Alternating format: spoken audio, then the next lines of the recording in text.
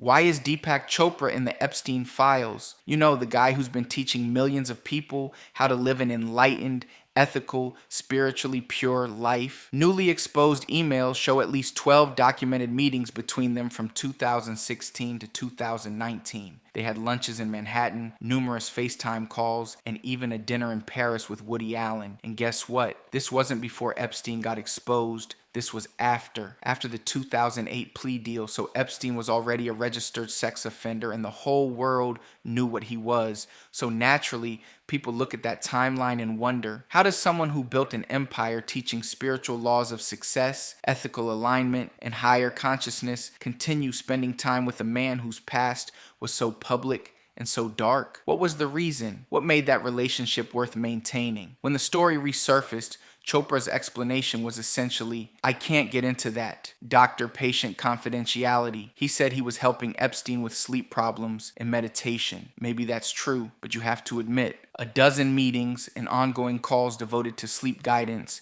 is the kind of detail that sparks curiosity. Now look, I'm not saying Chopra committed a crime. He hasn't been accused or charged with anything, but it does make you wonder about the gap between the image and the private world behind it. The man selling transcendence, purity, and cosmic alignment while moving in circles of unbelievable power, wealth, and secrecy. And he's not the only one. As the world knows by now, the Epstein Files are full of powerful people, famous people, and some people you'd never expect. But you'll likely never know all the names. That's because the FBI assigned 1,000 agents to something they internally called the Special Redaction Project.